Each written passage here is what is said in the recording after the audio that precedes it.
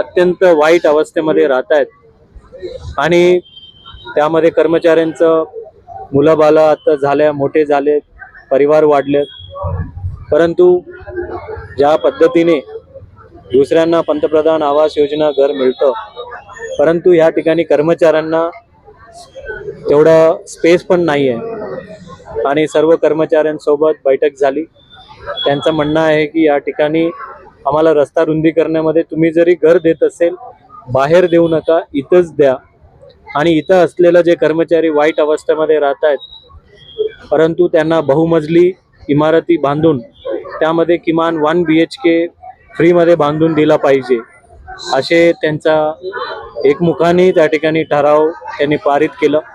आता आम्ही लगेच ते प्रक्रिया पूर्ण करून शहराला साफसफाई आणि सुंदर ठेवणारे जे कर्मचाऱ्यांचं त्यांच्या हक्काचं घर